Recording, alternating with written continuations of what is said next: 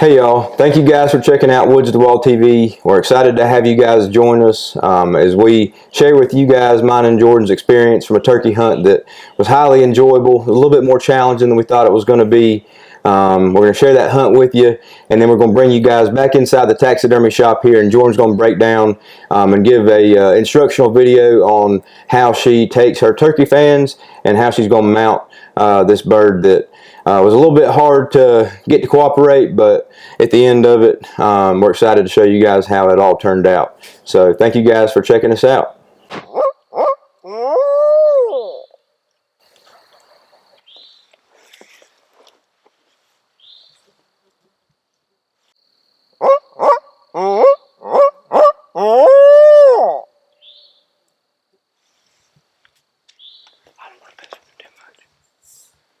He's in a tree now. Huh? You can cut it off.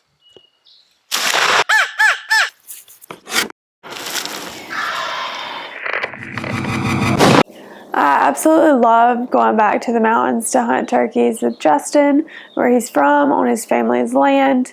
There's usually an abundance of turkeys there, and it's absolutely gorgeous scenery, and we never fail to have a great time. Almost a week into the season. It's 2:22. About to go to bed. Got in late. Time's shooting light in the morning. 6:22. Shooting light for the morning. So we're looking at probably being up here in about a little after 5 or so. So we'll go ahead and get in the bed. Get about 3 hours rest. And we'll see what happens in the morning. Calling for a little rain. May be good. Gonna be hunting a big field, so we'll see what happens. So Justin and I's first ever successful turkey hunt together, we were actually up on the mountain in the exact same place that we were hunting in this video as well. And we were very fortunate. We hunted really hard, and it was awesome, and it was crazy, and it was fast, and it just happened very quickly. But it was an incredibly memorable hunt, and we doubled up, and that was our first turkey hunt together.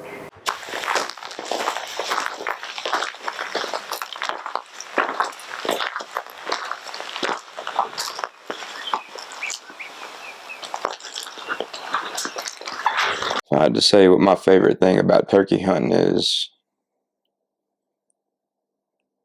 90% or more of it I don't think has anything to do with hunting the turkey. I think it's the time of year. It's watching changing of the seasons. It's seeing everything come back to life. And then when you just add on that first gobble, you hear that first one hammer down on the limb. It just tops it all off. It's knowing that it's here again, knowing that it's that time. Just all of it. Can't pick one thing.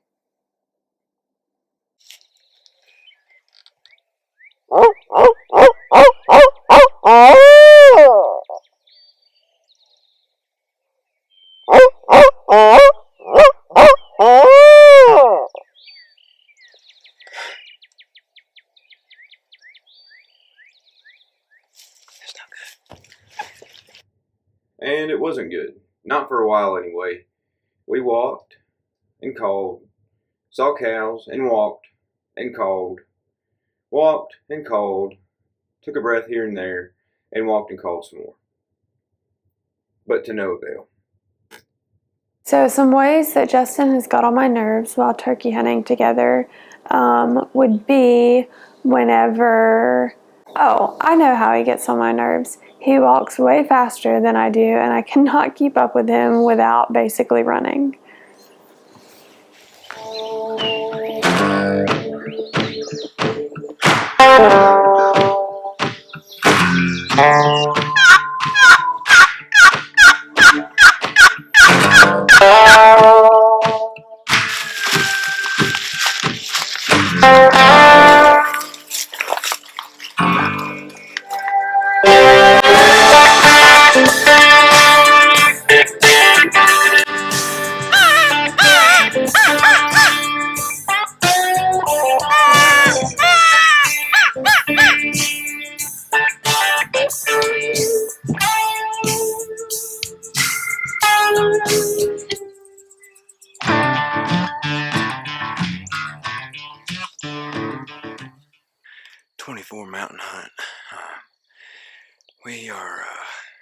looking grim this first day.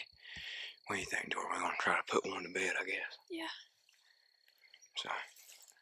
So we head back to the house, grabbed a bite to eat, and rested up a little bit. We came back out that evening, tried to locate one really for the next morning. That didn't go so hot either.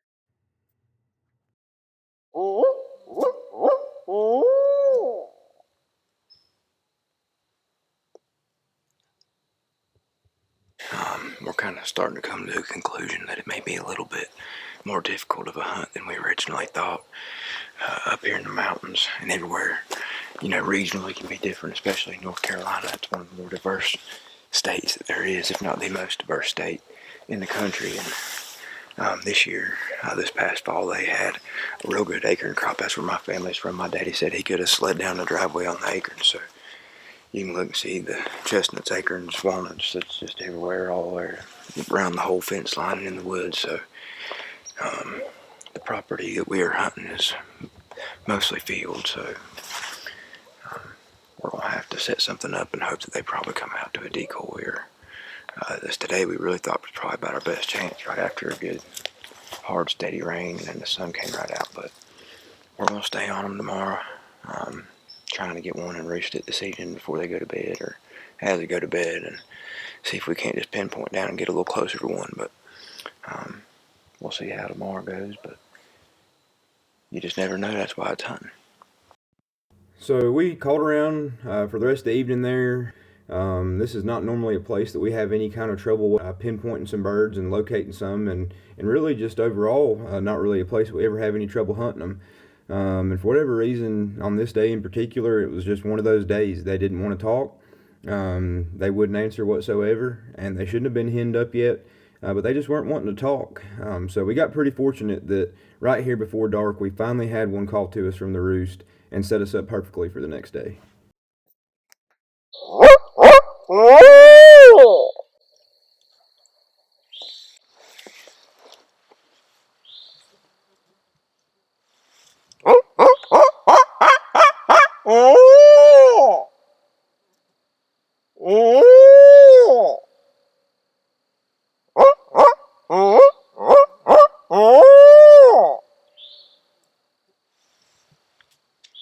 I don't want to mess with him too much.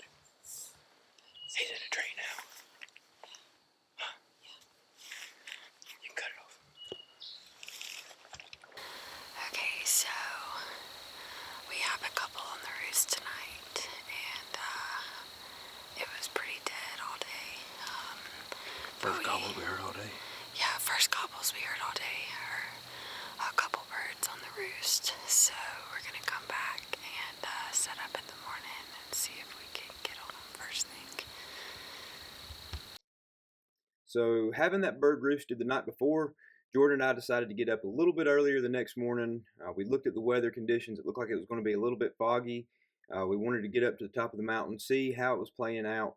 And it was really foggy, thankfully. The fog gave us some good cover to move in on this wood line right here, next to where we had this bird pinned down the night prior. Set some decoys out. We set up a half-strut jake and a hen.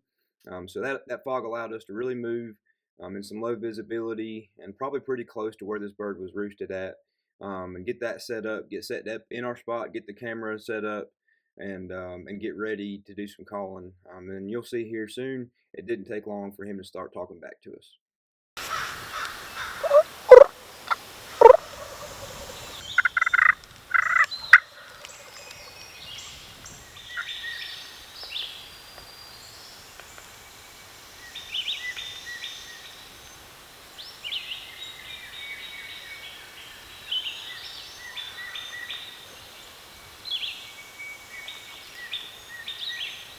They're definitely on the ground because they quit gobbling.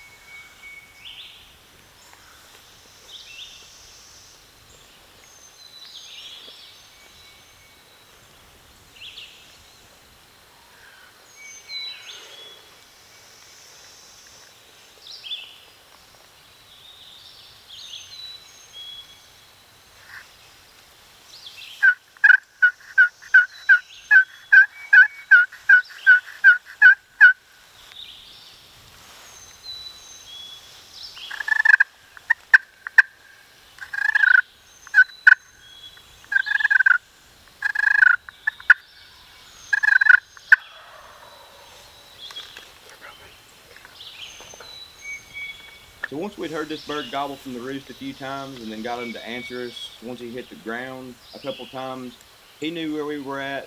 We decided to be patient and not try to overcall him and spook him out of the area. We waited about 20 or 30 minutes and then hit the call again. He immediately answered, and we could tell that he'd cut the distance down and was getting pretty close.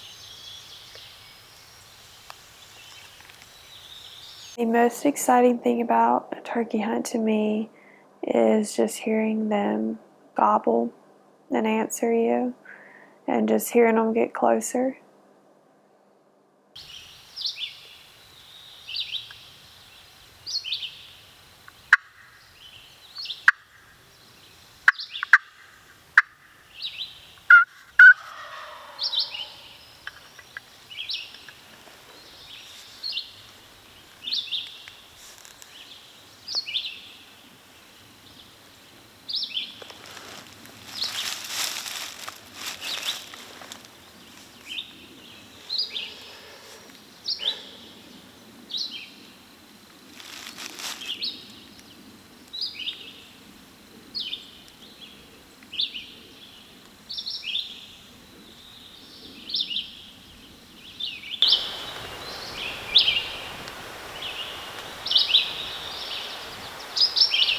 He could be standing 40 yards away. We never know.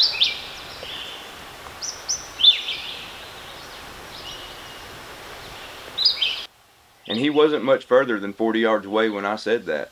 That turkey was standing probably at about 80 to 100 yards away, right at the edge of this pasture line here. And through that dense fog, here in just a second, I finally get the first glimpse of him, and he was strutting right inside these oak trees right here. And then that's when he finally notices this Jake decoy in the hen, and that's what caught his attention. And I'm going to let the rest of this play out for you guys, and you'll see what happens.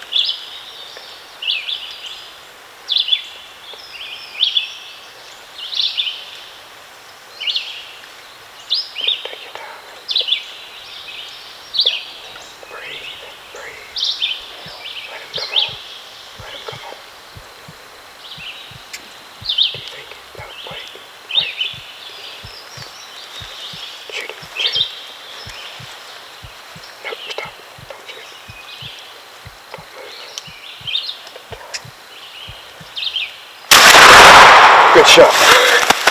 Oh, good shot. Good shot. Good shot. Oh, that's a nice bird.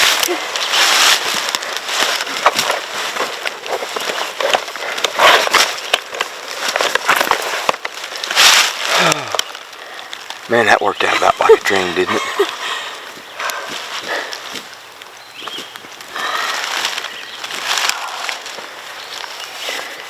My GoPro died, but it's okay. Oh. Ain't no better than that right there. That don't watch you fire your woods away.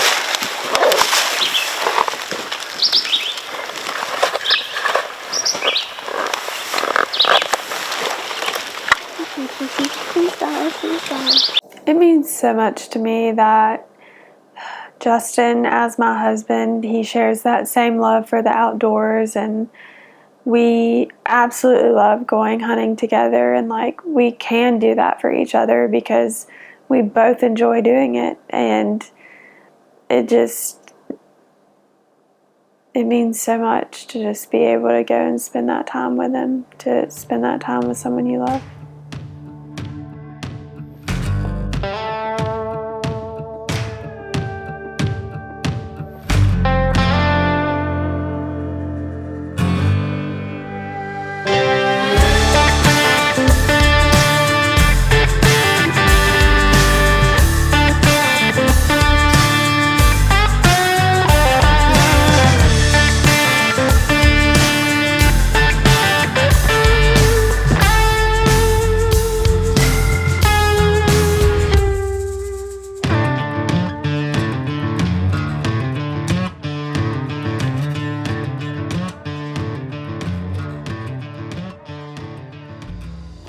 All right, guys, back here at the shop, URA Taxidermy, we finally found an evening where we have a little bit of free time. We were able to pull this bird out of the freezer, and Jordan's going to take you guys step by step on how to mount this turkey fan in this, kind of standardized wall plaque that you can hang on your wall. These wall plaques, you can find them on Amazon, through any kind of taxidermy distributor. People sell them on Etsy, or you can even elect to make them for yourself, and then she's going to be able to put that beard in there, and then we're going to figure out a way to keep them spurs as well. So that's what Jordan's going to do step by step. You want to tell them how you're going to do that this evening, Jordan? Yeah. So first thing that we'll do is we obviously have a lot of meat and stuff left on here. So I'm going to cut these feathers apart, clean up the quills, flush it. I may wash it off a little bit because it can be greasy. Put some borax on it, and then we're going to lay it out, tape it out, and then Bondo it. And honestly, that's about it. After that Bondo hardens up, it'll be ready to put in the plaque. So I'm ready for the first step of the process here. All you need is a really sharp knife. My personal preference is a number 11 scalpel blade, and we are going to get ready to make some cuts. Okay, so what I'm going to do is I'm going to peel back this layer of feathers. So these feathers are your back feathers. They're what stand up on the turkey when it goes into full strut. And then this layer of feathers, we have like our secondary tail feathers, and then the big long ones are primaries. So in between that is the oil gland, and this is just where we are going to cut to separate. The easiest way to know that you're cutting in the right place to separate these two groups of feathers is your oil gland right here. Every bird has one of these glands. It's what they use to groom themselves with. So there it is right there. Okay, so for our first cut, I just have these feathers pulled back here, and I'm going to cut just right down through here, right down through the skin. These little feathers, it's not a big deal if you cut through them. They're obviously not going to show in your fan mount anyway, so we're just going to get started. I'm going to start here at the oil gland and just cut straight across here. And I'm kind of cutting at a diagonal, not straight down in, because if I cut right straight down, it's just cutting down into these tail quills. So cut at a little bit of an angle to get it to separate. Well, I mean, like, it's not going to actually cut through them. It's just going to prevent. I know, that's what I'm saying. But tell them why you don't want to cut through it, because you're going to need them to secure the Bondo, right? Yeah. So, and the reason I say go at an angle, you don't want to try to cut through these, because we're going to lay the fan out and the Bondo is going to adhere in between these tail quills, and that's what's going to hold the fan in place. So I've got through this side, so I'm just going to start over here and do the other side of the fan, cutting down at an angle. And I'm just separating these two feather groups.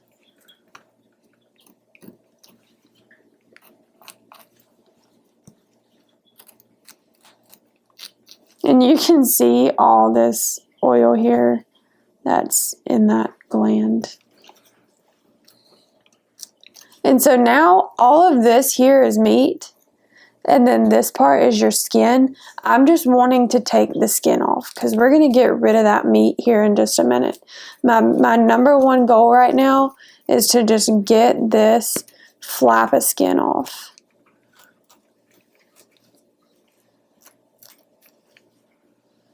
I'm just peeling it back.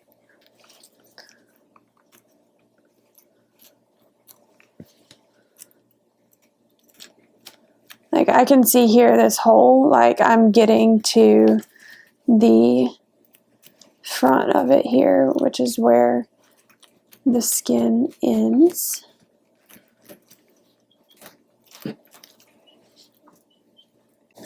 So here you can see it's starting to separate. And just got this little bit left to go. Okay, and there it is. So now here we have it. We have our tail, and then we have this little group of back feathers that we have separated from the fan. And so we're going to keep this group. We're not permanently separating it. I just find that it's a lot easier if I do it in two separate parts. I can get this very clean, and then I can get this very clean, and then I can just incorporate them back together to make a very nice uniform turkey tail mount. So I'm going to set our back feathers aside right now, and then we're going to get to work on our main tail feathers. Okay, so I'm going to flip our turkey tail over, and I'm going to start cutting on the back. So the tailbone actually runs up in between, and you can't see it, but I can pick some of these feathers off so it's visible. The tailbone runs up in between the middle of the feathers. So my scalpel blade tip is pointing right at the top of the tailbone here. So we want to strip this tailbone completely out, and it's going to take all of this meat with it. So I'm going to start cutting. So the biggest thing, mistake that people will make is also cutting the skin. And if you completely slice the skin, you're going to end up slicing your turkey tail completely in half, and then you're going to have two halves. So that's kind of what we want to avoid. I'm just going to try to peel it back here. It's a little dry.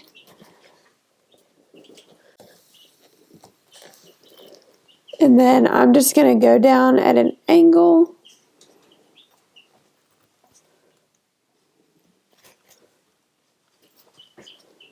From each side.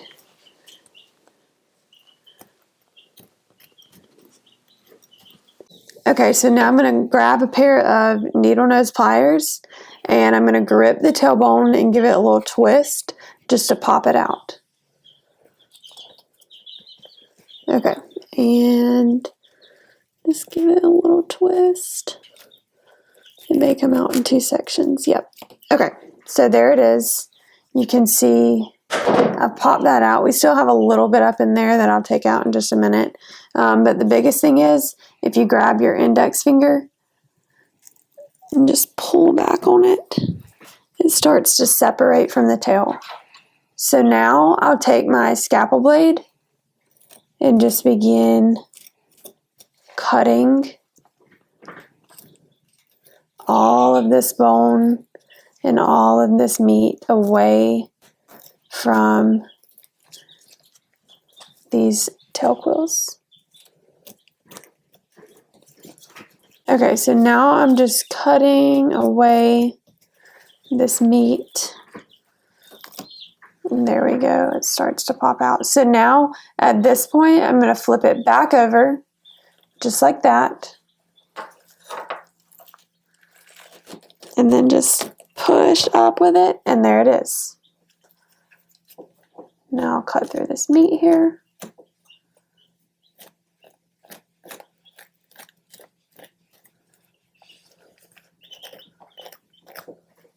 And then there is our tailbone and everything that comes with it. And this is garbage.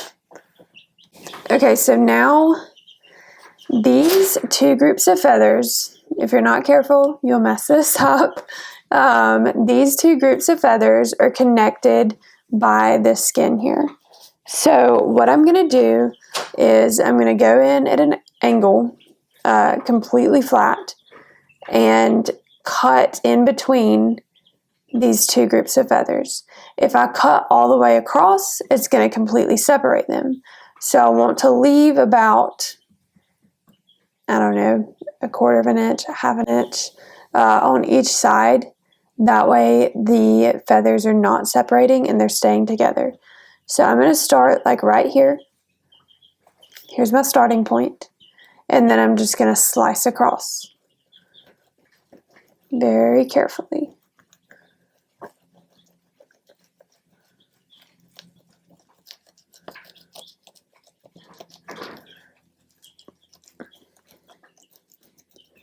And now, don't go all the way across. Stop about right here.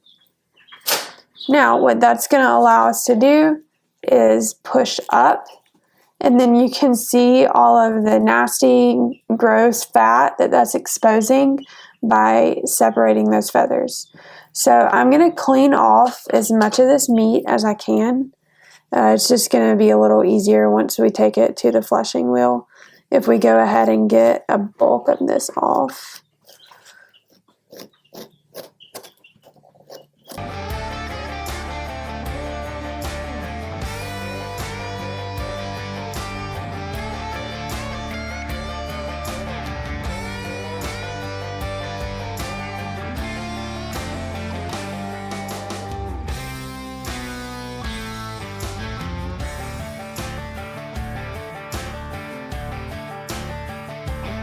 Please excuse the chirping of our chickens. We have 12 little chicks in our brooder, and we have them in the shop right now. So that's what you can probably hear in the background.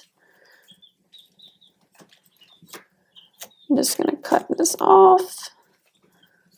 And this has not got to be perfect either, because I'm going to take it and run it up against the fleshing wheel to get this extremely clean. So now I'm going to flip it over. And then same thing on the back, I'm going to take this meat off. So I'm just cutting away this meat. Same thing over here.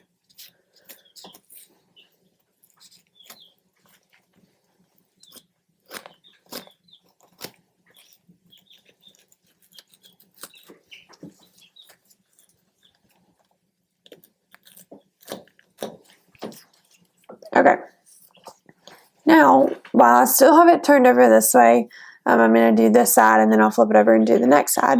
I'm going to take my scalpel blade and I'm going to cut in between each of these individual tail quills.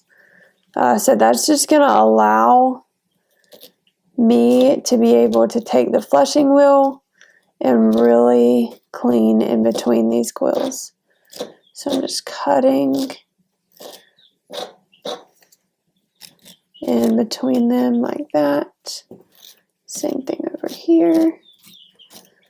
And just cut down in between each quill. And now I'm going to just pop the rest of this tailbone out. There we go. Now I'll flip it over. And I'll kind of do the same thing to this side just to make sure I've got it well. I'm going to push these back and get on up in there. Same thing, I can just carefully do it to the secondary row. Okay, and at this point it is now ready to take to the flushing wheel and clean the rest of this meat and fat off of it. Okay, so now we're over here at the flushing wheel. This is my homemade flushing box. I like to use it on my turkey tails, turkeys, geese, swans, any of my big birds, because it has a higher horsepower. So if you don't have a bird flusher, another alternative would be you could try like a very stiff bristled wire brush. You could try one of those drill attachments that you can put on a drill, like a wire brush. Either one of those options would work. For me, this is what I use. I love it. It works great. And we're going to be able to get this incredibly clean. All this meat, all this fat is going to be completely gone. Okay, so I'm going to start with the quills facing inwards, and then the tail feathers are going to be facing out of the box. This thing is going to throw all this meat and all this fat, and I want to keep it off of the feathers and keep them clean because they're already clean. And if I don't have to wash a turkey tail, I don't want to because I think if you wash and dry it, it never looks exactly the same as it did before.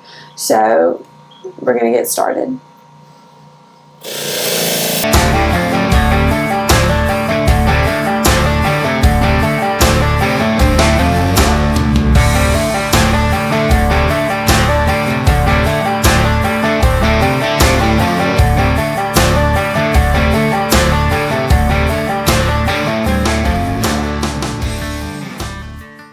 I'm just pulling back with my thumbs and separating these two layers of feathers to really get up underneath there.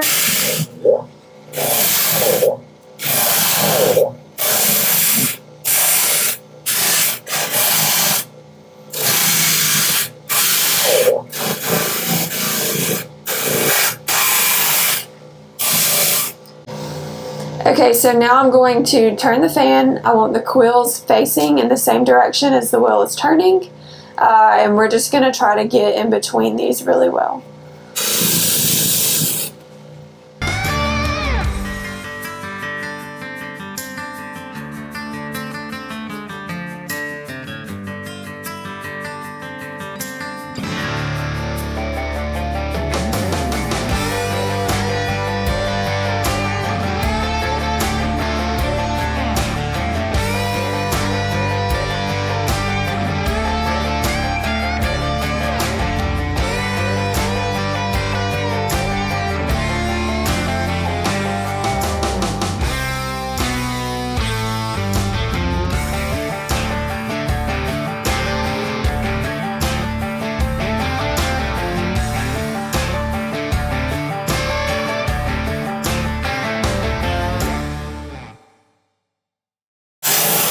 Okay, so you really can't beat that. That's obviously incredibly clean. Once we put a little borax on it, we'll be able to like pull off some of these stragglers. But that is a pretty clean turkey tail. Okay, now I have it over here at the sink, and I'm just gonna rinse off any of this extra greasiness. I'm gonna use hot water. And I just want to get these quills wet, okay? Well, there, I just splashed water on the fan. But I just want to get these quills wet, and I'm just rinsing off the greasy part down here. You can use a little bit of Dawn if you want to. Honestly, this tail's not really dirty. It cleaned up pretty good. Okay, so now that we have our tail feathers clean, I've grabbed these back feathers and we're just going to lightly flush them as well to clean them up. Okay, so similar concept, except this is just like one big piece of skin, and we're just wanting to flesh this fat off of it and expose the quills of these feathers. So I'm just going to lightly apply pressure. I can not apply as much pressure to these as I do the tail quills, because it will rip through the skin.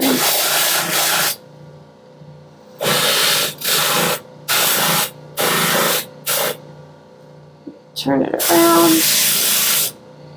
Like you can see, it'll very easily rip through the skin if you apply a lot of pressure to it.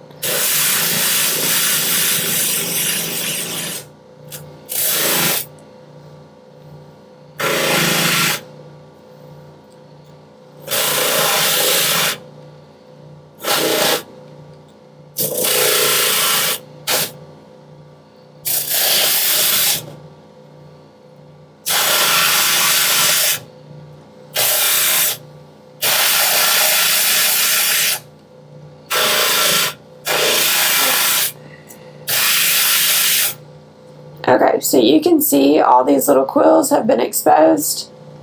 And we're going to take it and rinse it, and then it'll be ready to go just like the tail.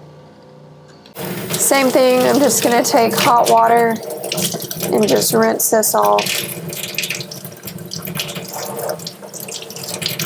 Just like that. Okay, so now I have my box of borax. I've taken a cup of it, and I'm just going to pat dry our quills here, and then dip it down in some borax to help preserve it.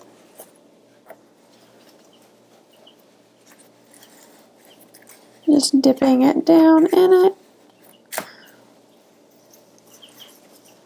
I can take a little bit and just sprinkle on top here.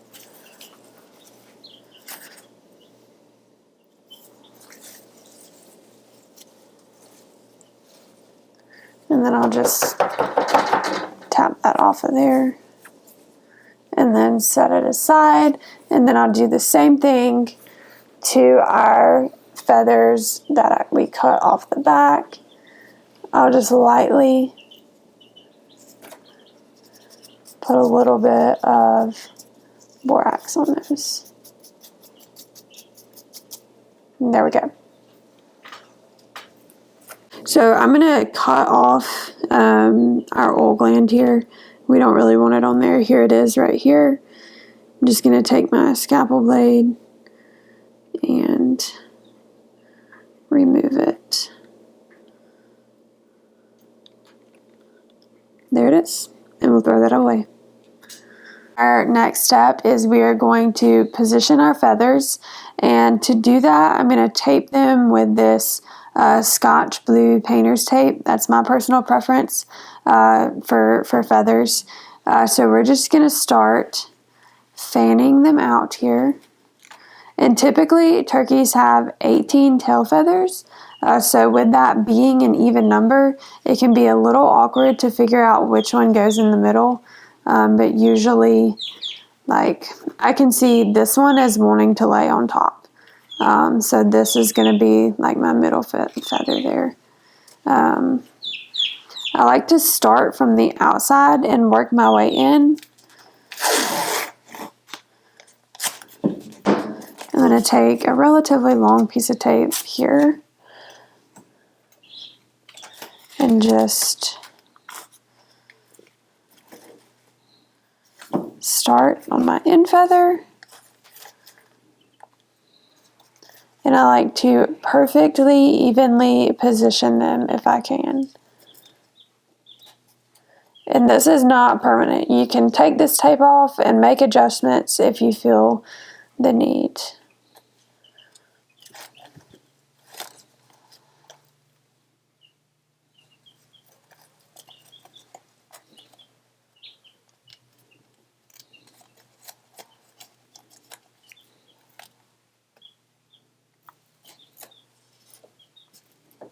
Okay, so there's my first side, and then after I do like this little portion of the fan, I like to do the same thing to the other side of the fan, just to make sure I'm keeping things even.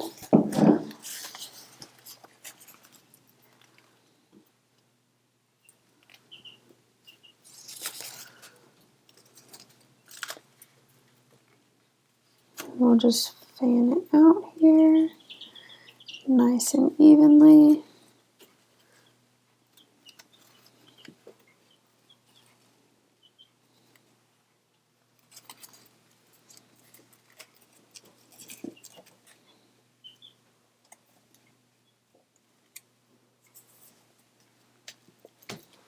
Okay, now we're going to work on our middle feathers here and just make sure that they are evenly spaced, just like the others.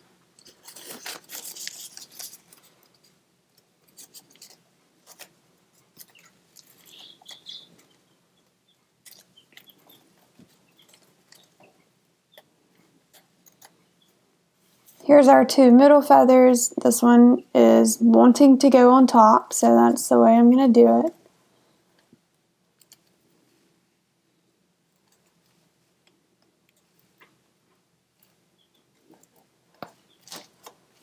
And then I'm going to do one more little piece of tape just to bring these together.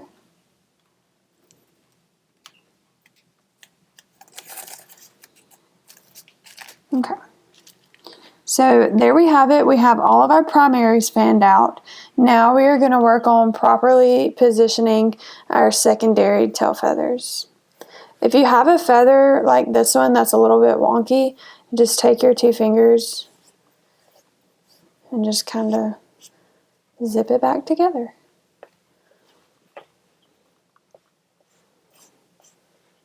So for these feathers, they're kind of opposite of our primary feathers. I've got this big long one here, and it's going to go right in the back, right in the very middle. And then all of these are just going to follow over it, like so.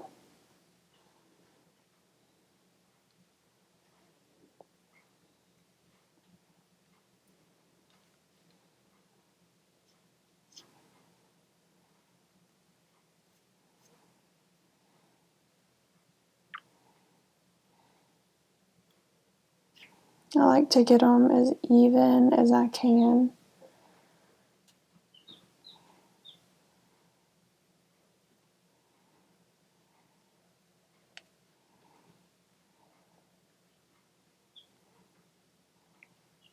Okay, and there we have it. So now I'm going to take two pieces of tape and just do one down each side.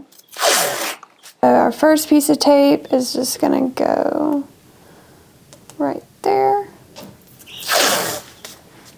And then our second piece is just going to cross that just like that.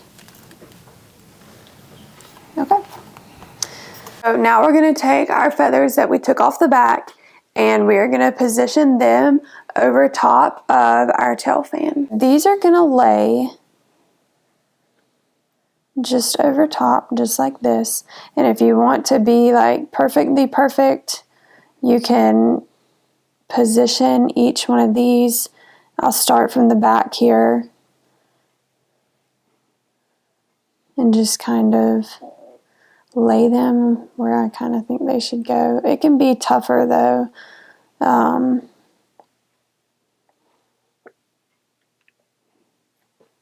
just gonna, that one came out. We'll leave it in there. It'll bondo in.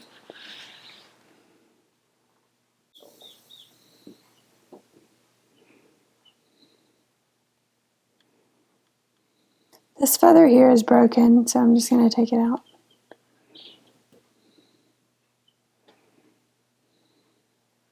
And then that's just going to lay.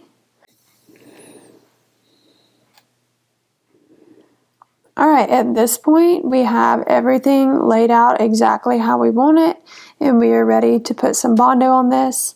And then as soon as that hardens, it is good to go in the plaque. Okay, so I'm just using our basic Bondo here, and it doesn't take much. I'm going to put it out on my clean sheets.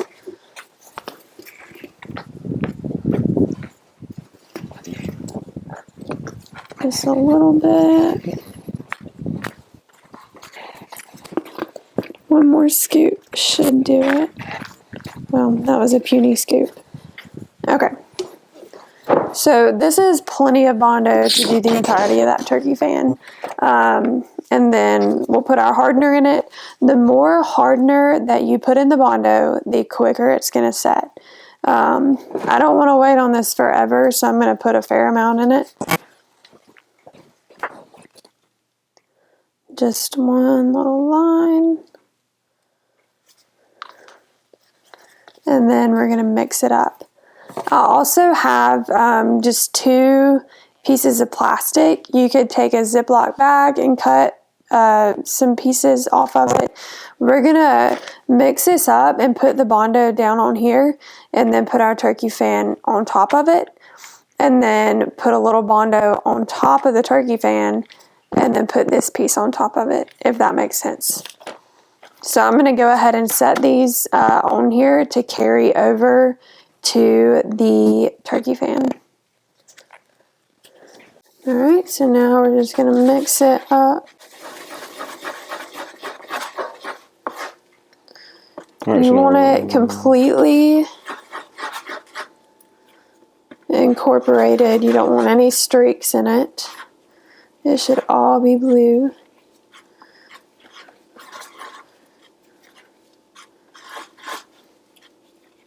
And now we're going to take it over to our turkey tail and set it down in it. And don't forget your 2 pieces of plastic. Okay, so now I'm going to take a scoop of this Bondo and put it down on this plastic, just like that. And then I'm going to lift up and just push back our back feathers. And then you're going to take a pair of tweezers and grab your tail and just push it down into the Bondo. All those quills right down into the Bondo. And now, while this is exposed, I'm going to take another little bit of Bondo here. And we're just going to cover that really well. And then I'll take my tweezers and grab my back feathers. And then make sure your gloves are clean. Just push your back feathers down into the Bondo as well.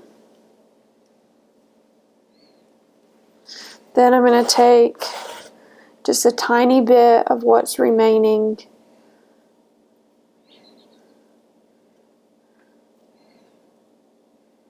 and smooth it over top.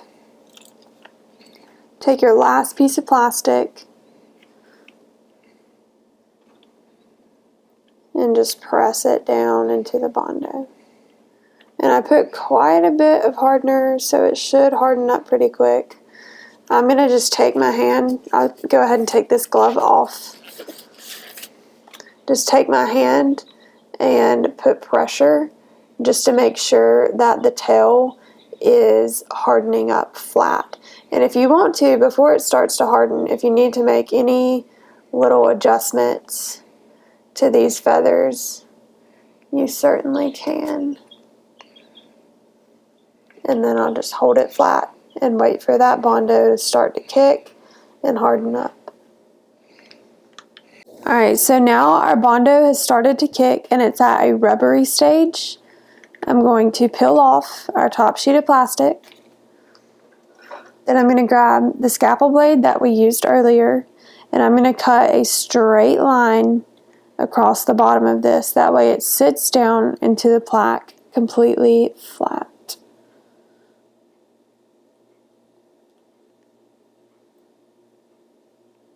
And don't let your Bondo completely harden, because it's going to make this really difficult.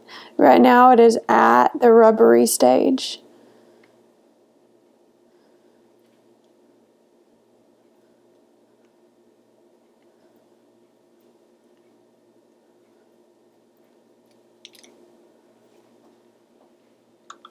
And this is just a nice straight flat line. I can now, it's at the point where I can lift this up, and I'm just going to flip it over and make sure that the back is clean.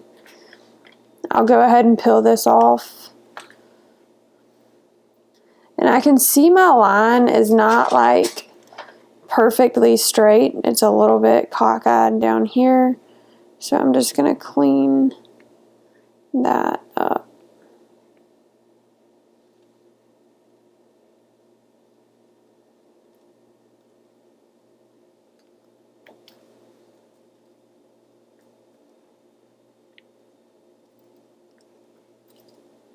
There we go. All right.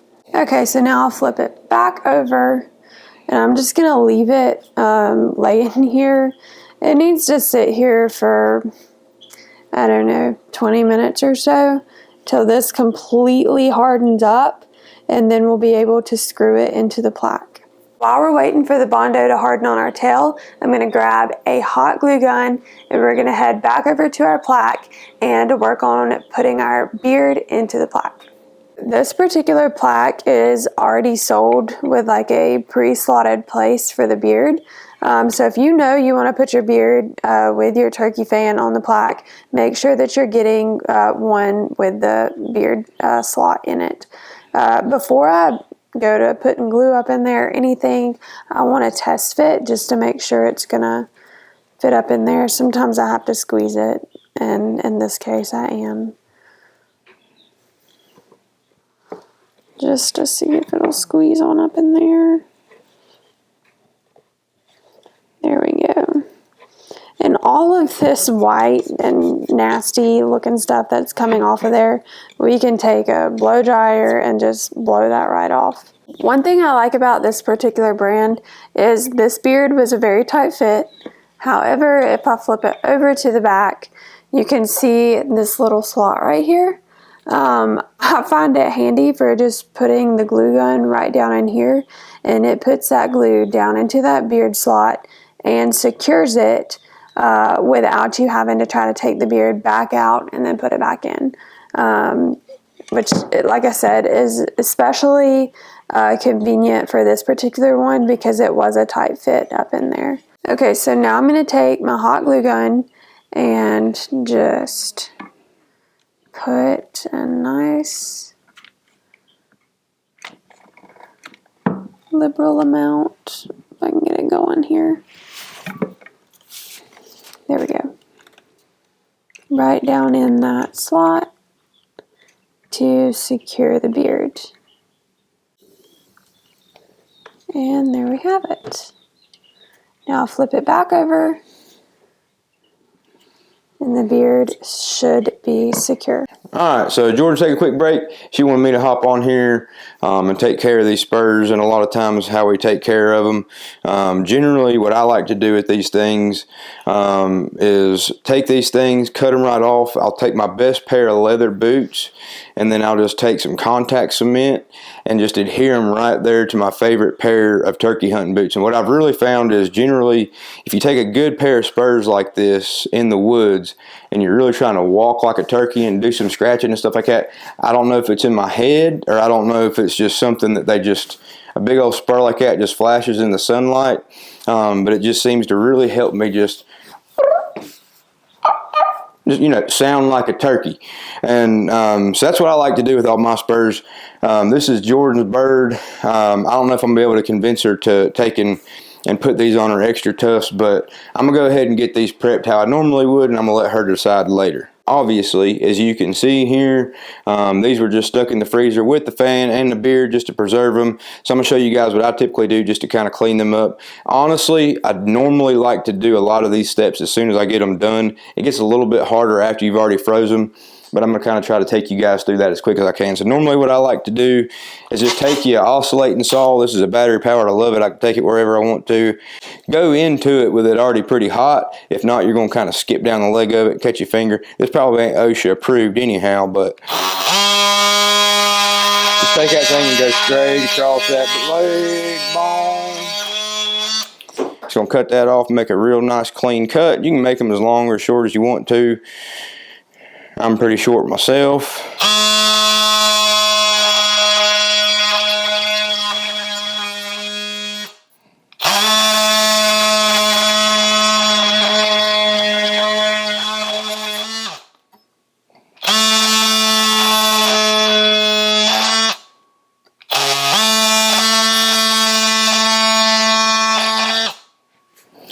Alright, so you can see that one's about cut down to about the way I want it there. This one's not far off anyway. Sometimes I like to have them a little bit shorter. I got my spurs here. Like I said before, it is a lot easier if you don't freeze these and you go ahead and clean these up and then throw them in a bucket of borax for a couple weeks, and it just kind of really dries that out. These seem to be pretty thawed up. I'll kind of start with something little, like a little piece of wire. Normally that's just like a piece of wire that Jordan will take and use, you know, putting through birds and stuff like that.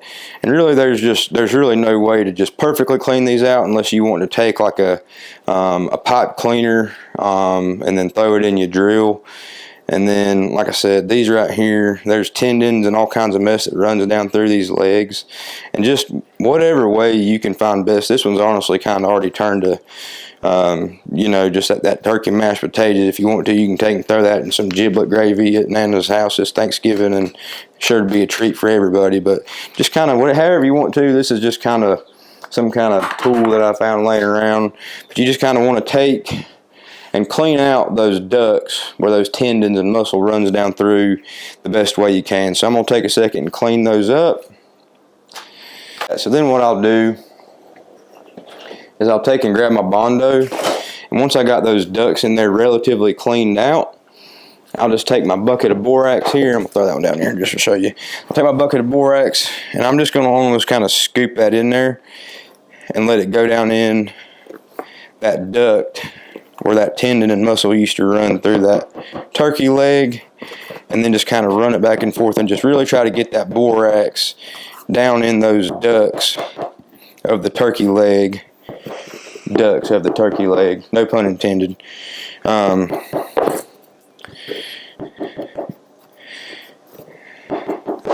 you can see there now I got the borax. It's going to kind of run down, dry all that out, and kind of preserve it, keep it from smelling there. And then what you'll have is this end product kind of looks like this. I've not cleaned these off.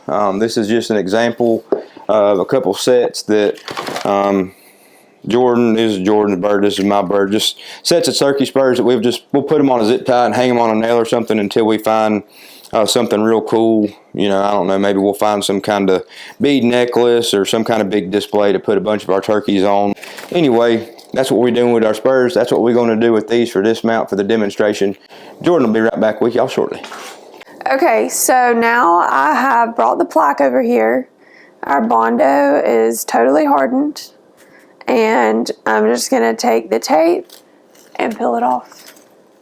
It's been about 30 minutes since we mixed the Bondo and put it on. Typically, like, Bondo will heat up as it's curing. So kind of my rule of thumb is once it's cooled down, I say it's hardened enough to go ahead and screw it on.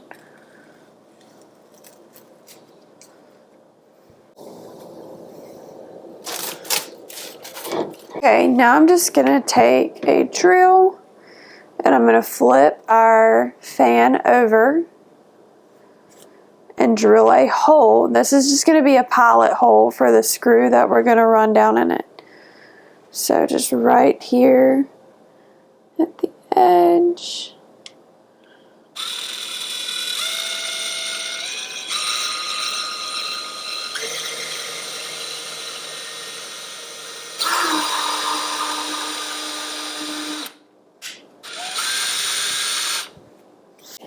now that we've drilled our pilot hole, we're going to take our plaque and flip it over.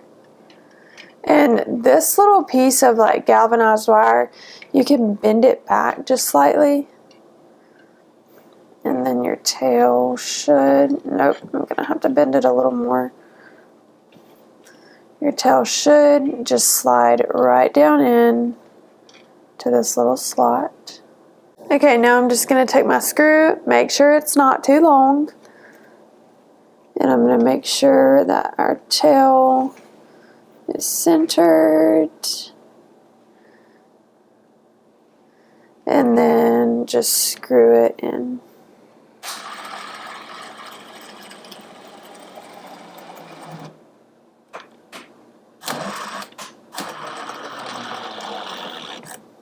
Okay, so here we have it. Here is our finished product of our just basic turkey fan mount with the beard, and it is ready to hang on the wall and enjoy for many years to come.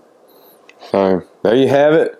We hope you guys enjoyed this video. Really looking forward to sharing some of these experiences with you guys in the future with some, deer hunts and duck hunts and things of that nature. So we did already put this turkey in the crock pot and put it to good use. Jordan's got a good video up of some homemade turkey dumplings. Check that out. It's on the channel. So hope you guys enjoyed it, and good luck this turkey season. Thanks for looking at Woods to Wall.